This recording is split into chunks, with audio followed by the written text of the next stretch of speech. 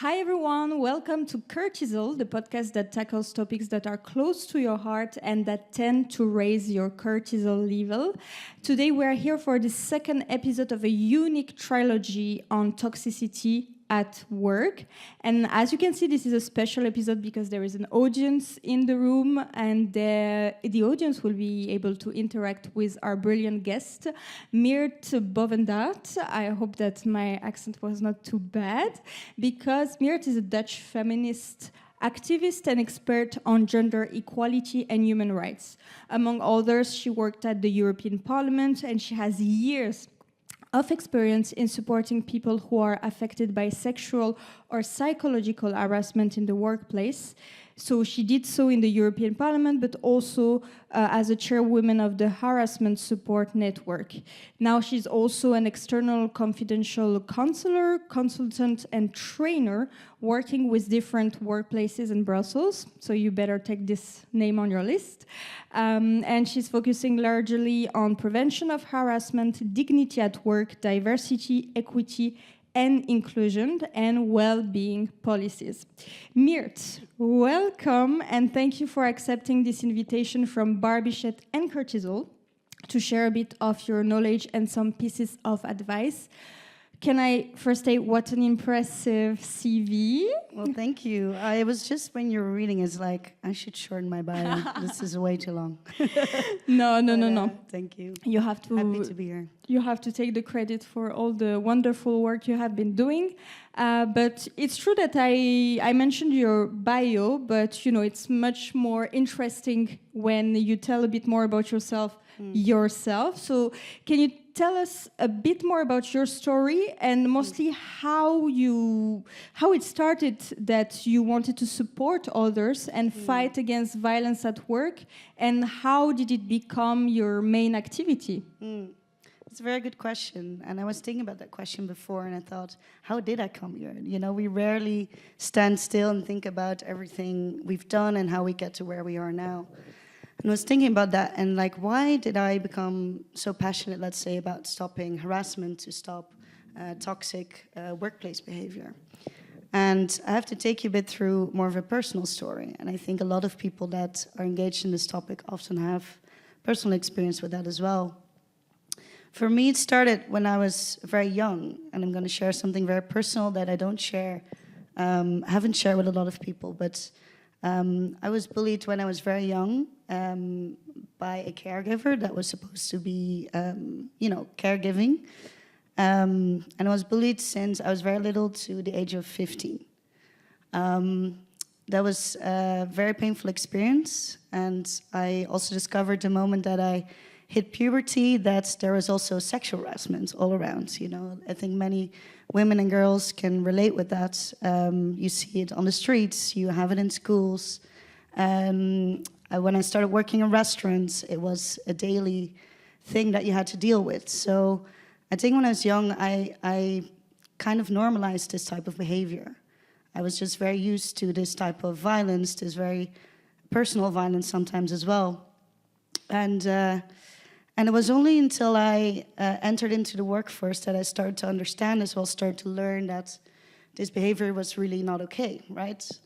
And I got this first job in the European Parliament. So I moved from the Netherlands. I just had finished my studies, and I moved to Brussels. I was super excited because it was like, wow, it's a dream for me to work in the Parliament and to work in politics and try to make the world a little bit better, right? And within the first months that I was working there, I was sexually harassed there. And I was shocked because I thought, wow, the Parliament it's a big place. It's a very professional workplace. You know, for those who've been in the Parliament, you go through this long line of security, and you have this feeling of like, I'm going to be safe inside, right? But I experienced that it wasn't safe. And I started to open up to colleagues about what happened.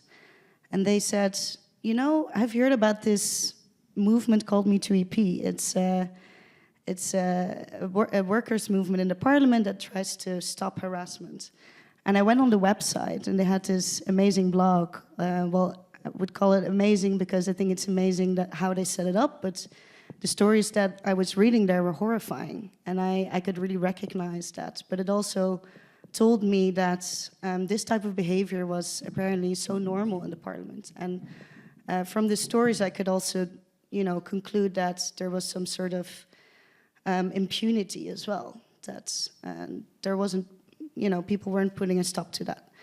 So I decided to join that movement. So while I was working as an assistant and later as a political advisor, I still made sure that in my free time I was working to change the rules, to change the policies on harassment in the parliament.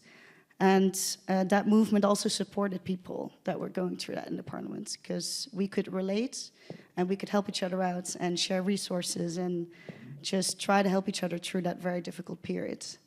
So I did that for a couple of years, and that was really energizing to see that people from all walks of life, from all different positions, different political groups were coming together to tackle this one issue, because everyone understood this is not political, This happens from whether you're left or right or whatever position you're in, you can be affected by harassment.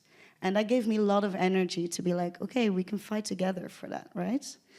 We had some great successes there. Like we managed to get mandatory trainings for members of parliament who are often the aggressors of this harassment, right? So we managed to have mandatory anti-harassment training for them. It was a huge success.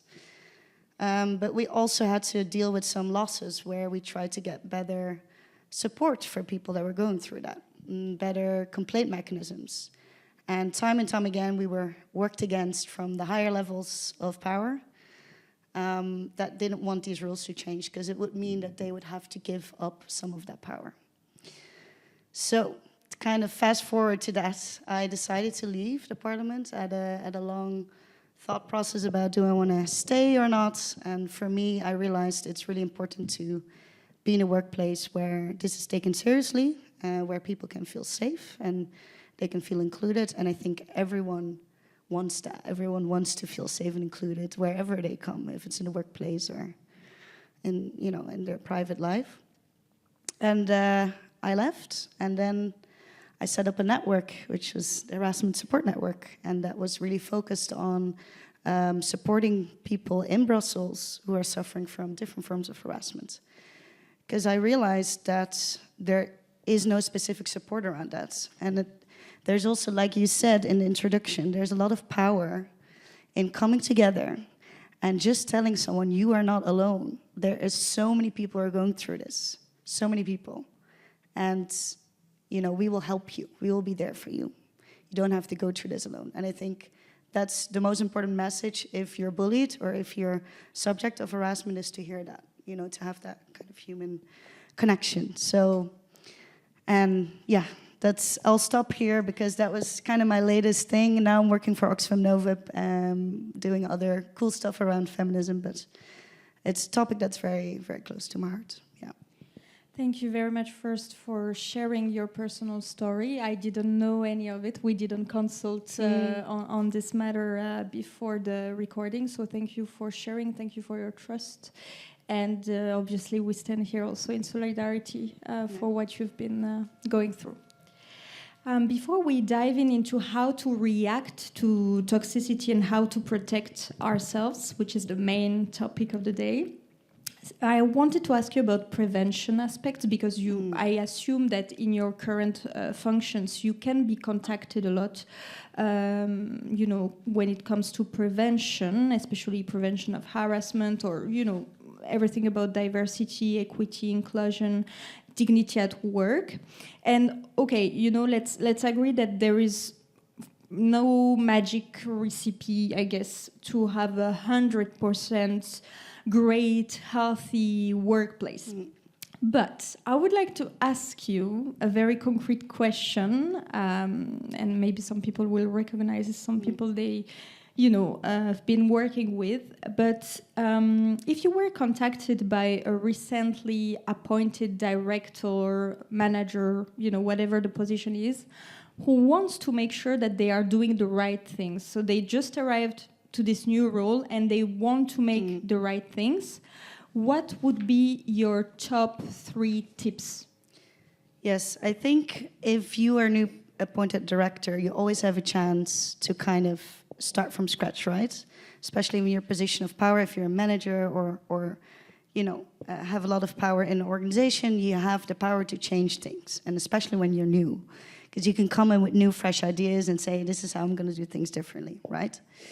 So what I would advise first is to have a really good look at what is the situation of toxicity in the workplace. I don't believe there's any workplace that doesn't have toxic tendencies, right? Like you said, there's no 100% healthy workplace. So it's really, really important to have a good look inside your company or organization of where lies the problems.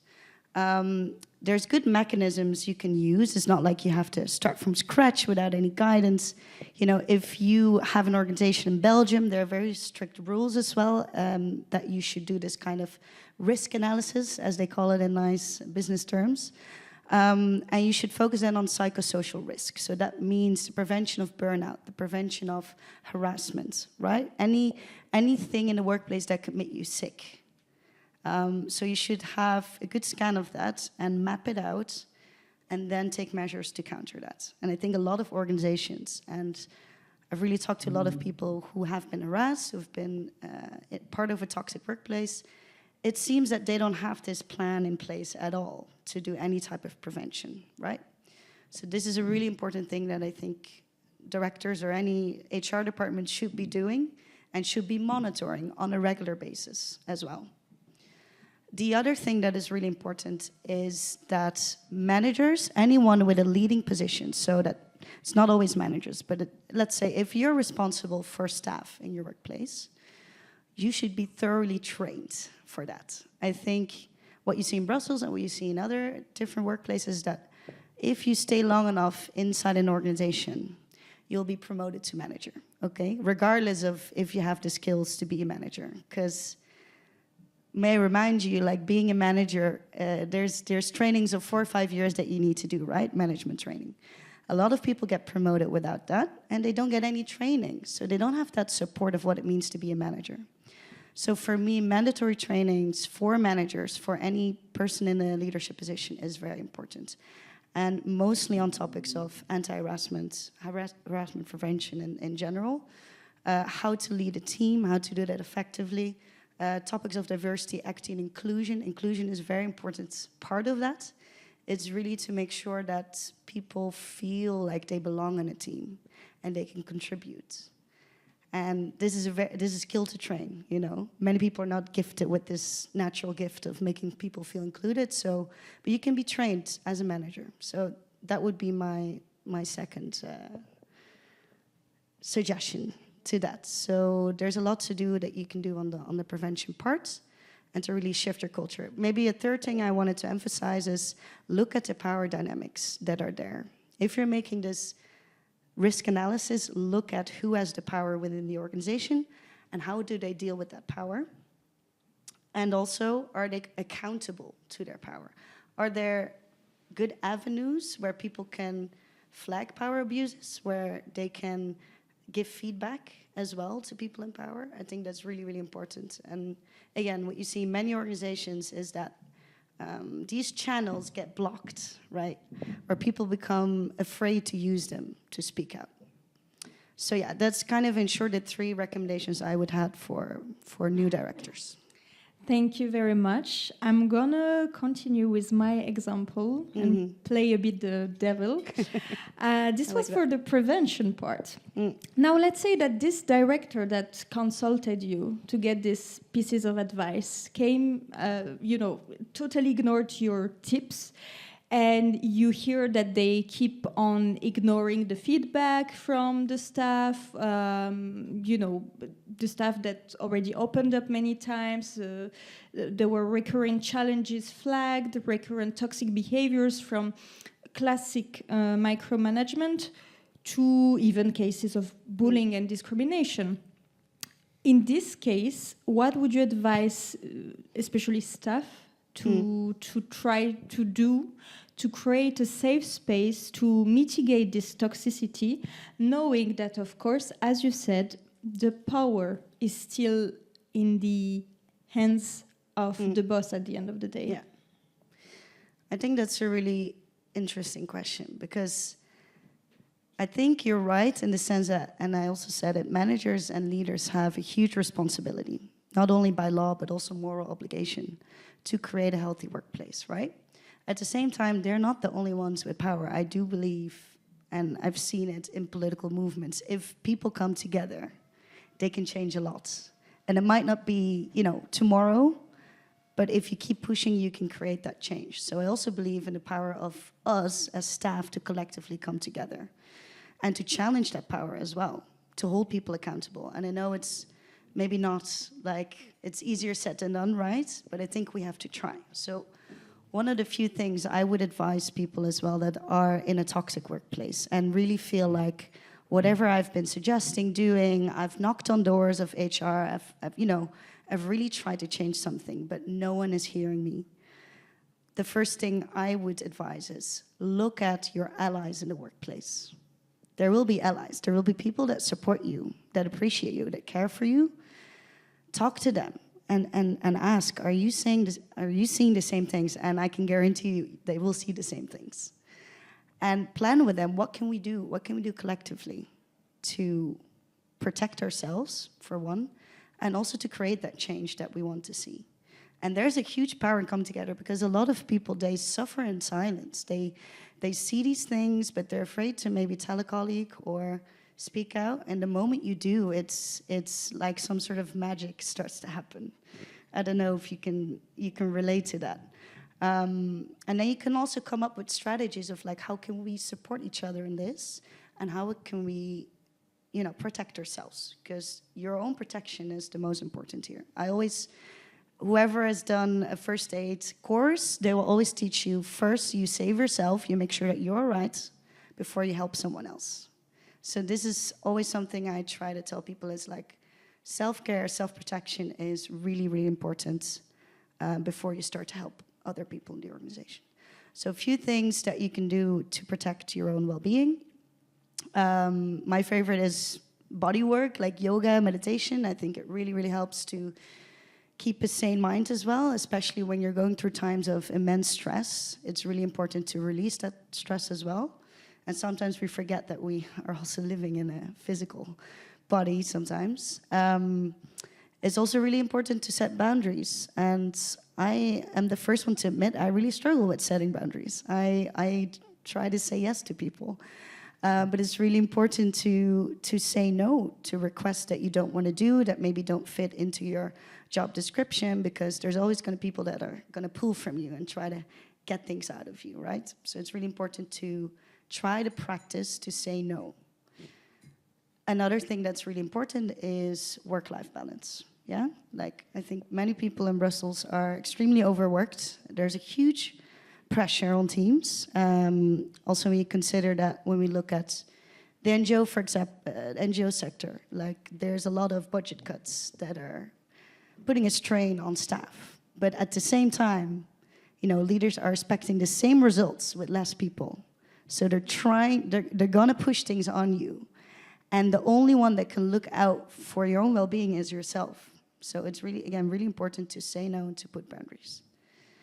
Then what we can collectively do is support each other. So if we see that a colleague is a target of harassment, you see that that person is bullied, don't be silent. I know it might be easier said than done, again, but it's the worst when you are bullied in front of everyone else and no one speaks out.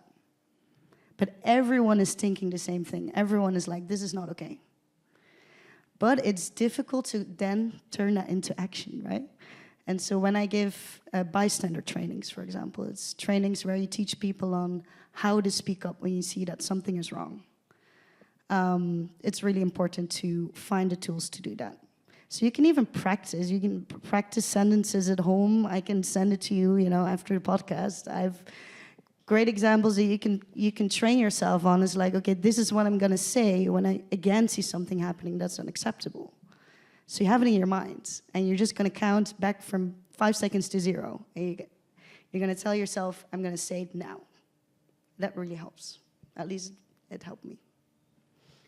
I totally agree with the magic that we can find in solidarity and being together, facing some unfair or violent situation. However, still playing a bit the devil here, to have a strong collective solidarity and cohesion, you have to have confident individuals who are ready to speak up, who are not afraid. And this can be very difficult because, let's be honest, a lot of people are afraid to lose their job if they speak up.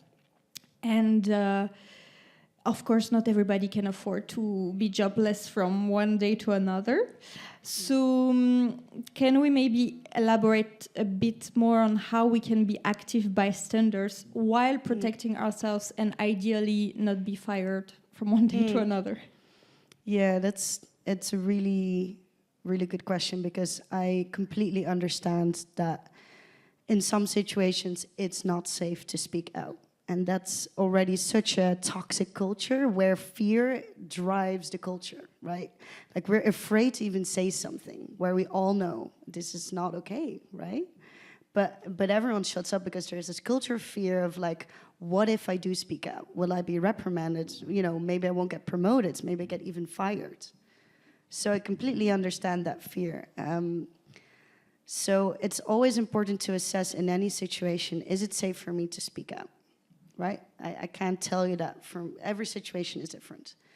But I do always call on people to at least try. And it is easier to stand up for someone else than it is for yourself. So that's where the solidarity comes in, right? If I know that you will have my back, you know, in the workplace, I will stand up for you, you will stand up for me. And we make that pact, yeah? So you will see how that works. And then also the ripple effect of that if you start speaking up, other people have the courage to do the same. It's this, what they call the bystander effect. I don't know if you heard about this, but it's been researched a lot, because what people tend to do, if there's a situation of danger and they see someone in need, people look around first to see, is someone else responding? It's called diffuse responsibility. So we check, and if we see that no one else responds, there's a higher chance we won't, right? But the opposite is true as well, is if more people start to speak out. And it is a great example as well of the Me Too movement, right? It happened, a few women start to speak out, and there's a huge social change after that, because other people felt emboldened as well to do that.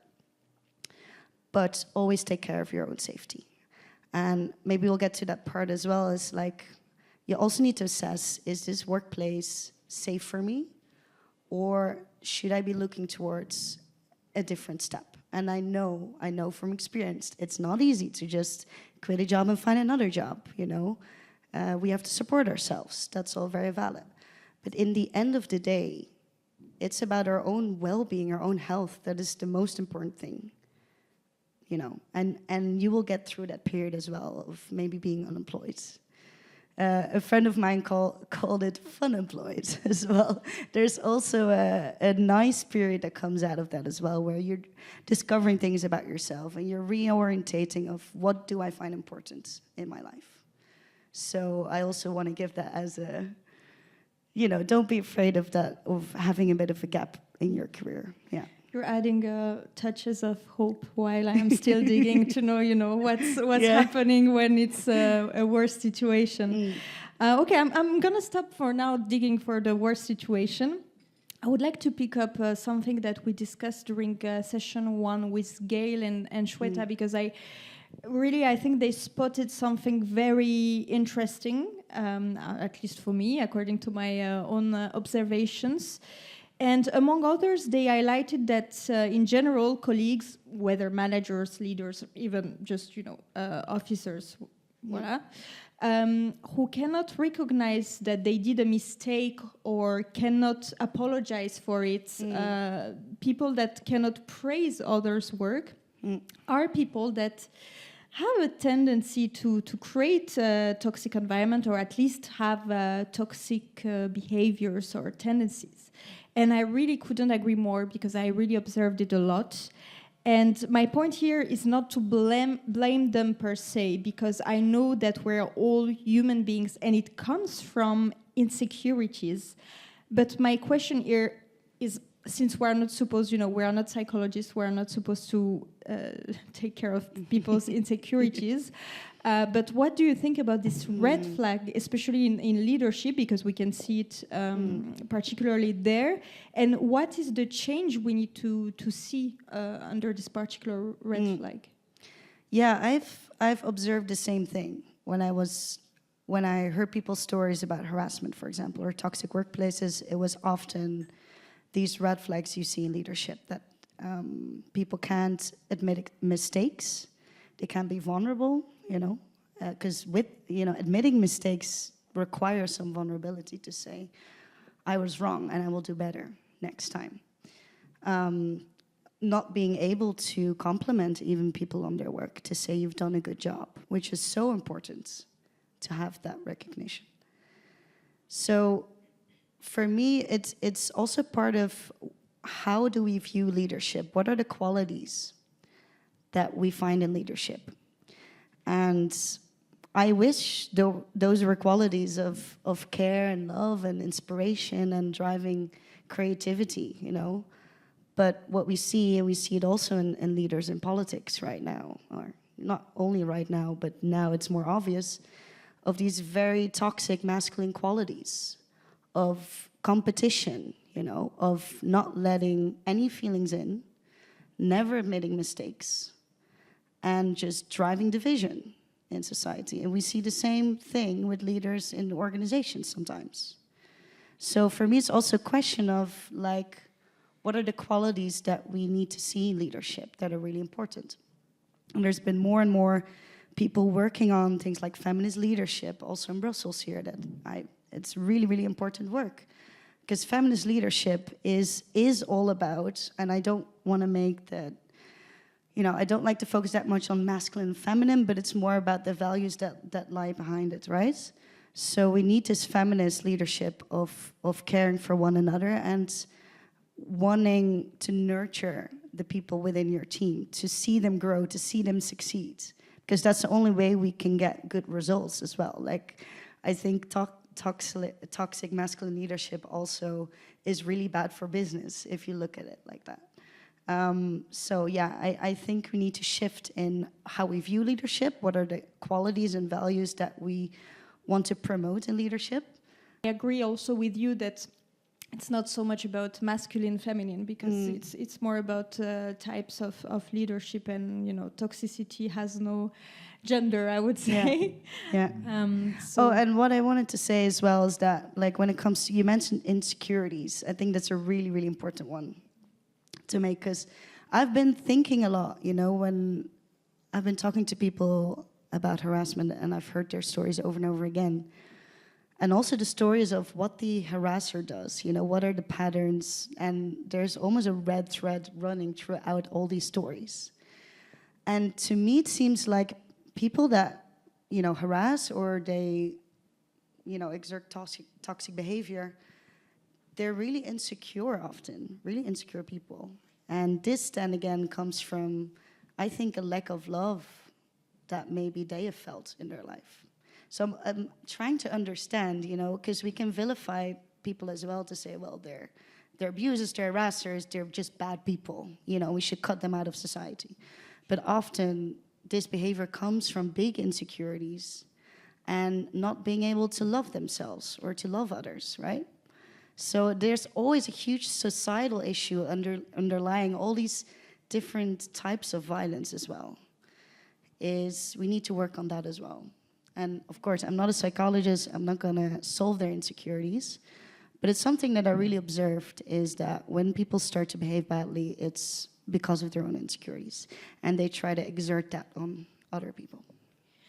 I agree. I think that this can explain a lot. However, and I think you would also agree on that, of course it cannot justify, because at the end of the day, there is still a choice to make, because of course they are not the only one that went through difficult stuff. And then you have the choice. Either you reproduce or you go the other way and you answer with kindness and solidarity.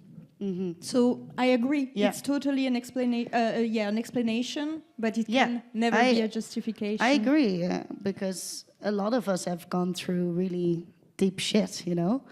And I think many people have done the work that comes from that trauma. And they still respond with kindness and they turn that into something good. But we also need to realize there's a lot of people who weren't able to heal. They weren't able to do that. And from that trauma that's still there comes a repetition of the violence that they might have experienced themselves. There's a statistic that when it comes to people that were abused in whatever psychological, sexual, 1/3 of victims will turn into abusers. And that's really when there has been no healing in that trauma. So again, I think it's really important to focus on that. We don't have control over, you know, how people heal or how they do that. It's just to kind of, you know, zoom a bit out on what is the bigger picture. I do think that, and maybe I haven't said this, but I do think that it's important that we have accountability, okay? So people should not get away with this type of behavior because the impact on people is massive. To be part of a toxic workplace, to be the target of harassment, I've seen it leaves scars for life. People are burdened with high health costs, you know, economic loss. There's a whole list I could name, just not on the personal level only, but the effects it has on our societies as well. So it should be taken very, very seriously. And currently it's not, you know, from what I'm seeing, it's not taking that seriously in the workplace, and it's not taking that seriously in politics either. So that's something where we should keep fighting to make our voices heard there. Yeah.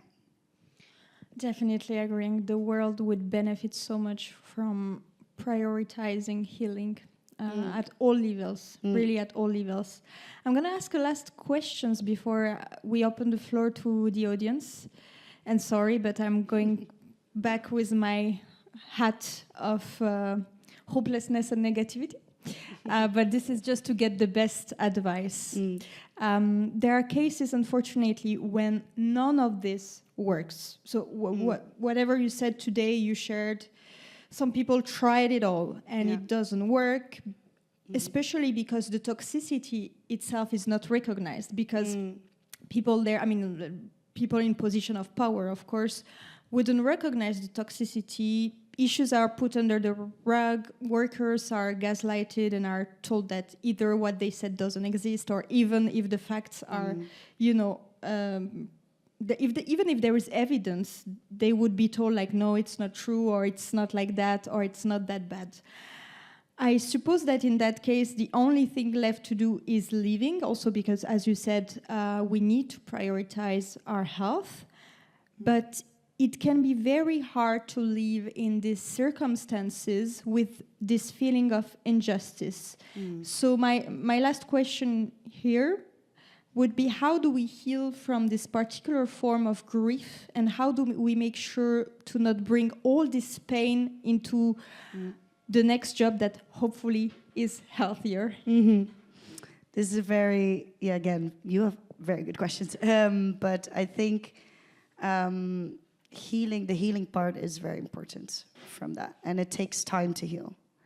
And maybe you will not be healed before you get your next job, right? Healing is on your own accord.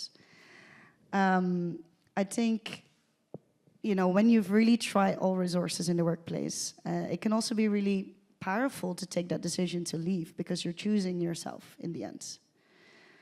But it can also be scary because, again, like I've talked to a lot of people who have been traumatized by the experience. So they're absolutely horrified that it will happen again in their next job. And that can also block from even applying for new jobs, because you're just stuck and you're like, I don't know if I can get through another episode of what I just experienced. So I think it's also important to take your time and to work on that trauma as well. It's really important. And you can also do that while you're in a new job, but it can also be when you're looking for a job. I think it's the injustice you mentioned is an important part of this trauma, because you feel like, I've given everything to this job. I really tried to make it work. I tried to change people. It didn't work. And now I'm the one who has to take the economic loss of this, you know? Because if you calculate it through, if you need to leave your job, start again, you have to probably maybe take a pay cut. If you need a new job, you're going to stay in the same pay level. Maybe you're not be promoted. So also, you know, I try to repeat this, like people who ultimately stick to their values and their own well-being will be the victim of that. And that's not just, you know, the people that create this toxic behavior. They should be the ones to leave and not the people that want to make things better. But okay, that's the world sometimes we live in, and we have to deal with those things. I think what's really important when looking for a next job in that case is to really focus on some green flags. I know next session you're going to have a conversation with Valentin, who is really good about like posting about finding new jobs in Brussels. And he also posted about these green flags. What do you need to look out for in job ads, in interviews?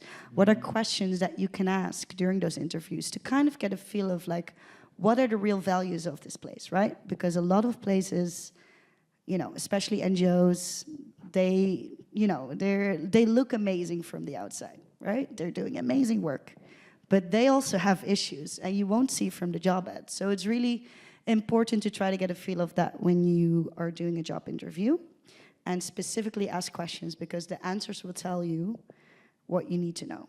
So this is one thing. Then also about healing, I think it does help to reach out for support. Again, reach out to people who have experienced the same thing. Again, I'm always open to talk to you if you need it. But I think it's also important to seek more professional help, like from a coach or a psychologist to work through that. Because you might be able to do it on your own, but it's absolutely okay to ask for help. And I think for many people, that's the best way to go. So again, healing it's on your own time, but it's important to focus on that, because we can't underestimate the impact that this can have on us. Thank you so much, Myrthe. I am done torturing you with my difficult questions. So I would like to open the floor to the audience in the room, whether you have a question or a testimony. So don't be shy. I see that in the box there is no Aline. Oh yeah, already one question, please. Ooh, be my guest. Yes. Ooh, there is. There's a dog. It's 2 guests. Yay! That's my favorite. Oh my God, she's so lovely. I give you my just ignore her. Oh, okay. I find it hard to ignore her because I just want to pet her. Hi. Well, Hi first there. of all, I want to give you a huge shout out because, as you know, I also recently transitioned from an extremely toxic environment, and really your support has been instrumental in that process. So I have to repeat, really, if anyone is going through the same thing, do reach out, because you are amazing. Thank you. Now to my very simple question. I know that like when I was applying, and I know a lot of us in this Brussels bubble, we go around, we ask, and there's this floating blacklist of organizations that you know that you don't apply to. And if you've been around, you know who to ask, you always find someone who knows someone. And it works so far because there's no better solution. But I think the big workforce base for these toxic organizations are becoming people who are joining straight from a traineeship, straight out of the university, outside of Brussels, who don't have the privilege to just ask around. Yeah. So what do we as a community do to help them? Because it's... I don't know what they can do. They can ask the right questions, but a lot of times they have these pink glasses coming in, like you said. There's an NGO that does a great job. And then you come in and get a slap in the face as onboarding. So it's, what can we do? This is an excellent question, because I think also being a trainee and coming to Brussels, like you said, it's all shiny and you're excited. But there's also a lot of places that, first of all, exploit trainees, you know.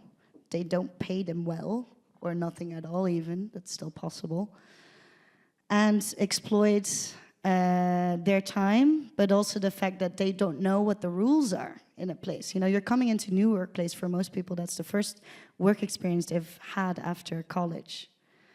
So you don't know what's normal. you don't know if the behavior that you're seeing in the organization is toxic or not. So you don't have this kind of, I would call it intuition that you have after a few years, working. I think it's really important that we stimulate also exchanges with trainees, also from more experienced people that have been in the workforce for a while. I know there's some places who set up like mentorships with trainees as well. And I think it's really important to, during those mentorships, also build on that, to say, okay, you need to build tools as well to protect yourself. This is how Brussels works. And, I'm seeing a lot of people doing that type of solidarity as well, to talk to trainees, help them out, and also warn them maybe for what they could run into as well. And it's not only in Brussels, it's in general in the workforce. The thing you mentioned about a blacklist, I find a very interesting suggestion. Like, if you'd be building that up, I would definitely support it. There's actually a woman that I talked to through HSN, through this network that I set up, and she was Spanish, and she was building actually this website where you could rate companies and organizations on their, well-being policies, and so you could actually sort of name and shame. So, but also the other way, it would also be a green list of companies and organizations that do really well, that are really nice to work for, but also a little bit your carrot and the stick is like, there's also a blacklist. And I was really happy to see where that's going, because she wanted to do that for all of Europe. So there are more and more initiatives that kind of are calling for, let's make a blacklist, because we need to know, right? We need to know when we best not apply for a certain place. But Myrthe, I'm really happy that you found a new job, and I really hope you're happy there. Getting there, a new job is challenging anyways, to figure out dynamics, how do things work, but I'm really proud of you. Thank you for your testimony, and you will have to tell me if this beautiful Bella agrees to appear on video, or if I have to blur her. Okay, thank you. Do we have another question or testimony? Don't be shy. Don't be shy. Anything roaming in your mind, just come and say it. It will only be on YouTube, so, among us. No one else will see it. I knew that you also had a testimony. Actually, because I was talking to a friend, and I said, listen, I'm doing this live podcast, and she was like, I can be there, but I'd like to send something in. So I'm just going to read out what she sent me. And I have to find it in my chats. Yeah. So she says, hi, I just wanted to mention that I find that many times in my workplace, there's been cases of harassment, despite it being an NGO. I've suffered one recently for a year, and instead of solving it, I was offered to resign. While escalating things to HR, the manager denied everything, and my story was never believed. Despite having provided proof, it seems that the organization prefers to continue to employ people that do not display good or healthy behaviors with employees. In general, I think there's a lack of healing in our community that prevents us from not just making the right choices, but also providing a safe space to share and heal in community as well.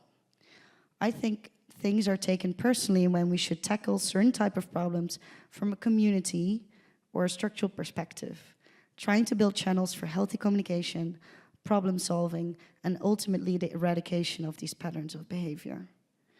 So I couldn't agree more. I don't know what you think about her statement, but a lot of things were very recognizable to me. First of all, yeah, being an NGO, you think that everyone's there to do good, right? We're a non-profit, we're contributing to society, but there's still people in there, So it's not necessarily, if I work for a company, I have higher chances of being in a toxic place. I would even argue the opposite, that within NGOs, there's a much higher work pressure. There's this kind of fake well-being going on, is that like many organizations now use it as a sort of greenwashing, but for well-being. It's like we're an amazing place to work in. We have great policies to make sure that you're well. And then that enables people who do bad behavior, enables them to do that because they have kind of this coverage of, but yeah, we're a great organization, right? So I think it's even more harmful if you communicate these things and you don't have your shit together internally. So it's really about walking the talk, I think. Absolutely, and just because what you are saying makes me think of two recent examples of NGOs, I think, where when the staff spoke up, this is exactly what you say. It's not because it looks from the outside that you are supposed to do good, that it's good inside. Because maybe also it seems obvious, but how can you be bad in this organization? We are doing all good and we are spreading the good things to do all around. Yeah. So I totally agree, and it comes back to what we said at the beginning. Toxicity doesn't depend on the gender, and it doesn't depend on a specific structure. As long as there are human beings, and I'm sorry because I appear so negative today. I swear I'm not like that every day, but yeah, it's true. There is a risk whenever there are human beings. There is this risk because of insecurities, because there is no enough prioritization of healing as a society. Yeah, that really stood out to me, is like there's no space for healing. And I think that's kind of what I tried to mention before, is like when someone hasn't healed from hurt that has been done to them in the past, it's likely that they will behave a certain way. So this lack of healing and lack of focusing on well-being and healthcare in society, I think, is one of the main issues that we're seeing. So, and yeah, I just could really relate to this also, the part of like, my story was not believed, I was gaslit. It's what we see so much, when people especially go to HR. Like, I don't know, like before, at some point in my study, I was like, I'm gonna study human resources, because it's such an important thing, And then now I've become a bit cynical about HR, because I'm like, most of the time, HR is there to protect the company, to protect the interest of the employer. It's not always there for employees. So people go to HR, knock on the door, say, please help me. It's not always taken up well, because what I think is that they think, oh, there's trouble now. People have come with the complaints. This is going to look really bad for us. So we're going to try to prevent that person from filing a complaint or trying to speak about this externally. So this is also what you said, sweeping under the rug, right? It's very much, we need to protect ourselves. Instead of taking that with transparency, which is what should happen, is like, this has been going on. We're dealing with it. We're trying to find a way. But yeah, the opposite is what I see mostly happening. But because it comes back to, once again, what we said, acknowledging a mistake seems like the end of the world for some people. Whereas we are all human beings. We are probably doing tens of mistakes per day, as small as they are, but you know what I mean. And it seems so difficult to go over this ego issue. I mean, once again, we go back to insecurities. I don't want to circle on this, but my first reaction was to laugh when you talked about it, because 2 weeks ago, Shweta said exactly the same about HR people. So maybe there's something to prepare on the HR topic in general. I will think about another episode on that. Seems interesting. And I'm conscious of the time. So we have the chance for one more intervention on recording. Out recording, we can just talk, without the mics. But do we still have one person? Yeah, please be my guest. Another brave one. Hello. Which one do you want? Hello, very nice to see you here. I wanted to share an observation, because you were saying, okay, there's not really a gender in toxicity, but I've noticed a bit of an intersection in my previous work employment situations, that there's really the combination of age and gender, especially women in different generations that cannot really deal very well with younger women taking power and taking up space. And I wanted to know if you have anything to share with that or any other experiences. Super interesting point. I think indeed, like you, whatever gender you have, background, you're not free of maybe being a target. But I also do observe there's some like trends there as well. Like for example, I think especially when it comes to sexual harassment, it's obviously more women that are impacted. But also psychological harassment is more often done from a woman to woman, which is interesting. Maybe that's something what you mentioned there is, I think also women our generation are more together in solidarity because we also understand the huge fights that we need to fight still and that we cannot do that without each other and without supporting and uplifting each other. And you see a lot more intersectional feminists that's also like we need to involve everyone that's oppressed, right? It's the same fight. And I think sometimes, you know, again, I don't want to generalize in age groups, but I do see sometimes that the older generation still see it as their own personal fight instead of seeing it as a shared fight.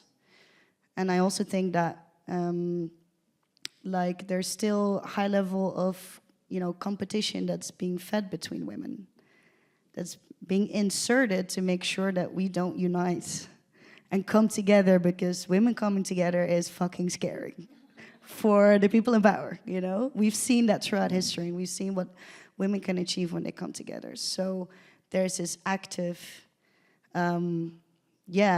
strategy to try to divide women up with all sorts of tactics. And that is still very much there, the sense of competition. So yeah, I sometimes do see that between different age groups, between different backgrounds, that we still don't want to, also women that, you know, are in positions of power, that are reluctant to share it. And I also see, again, especially women in politics, what I've seen in the parliament as well, is that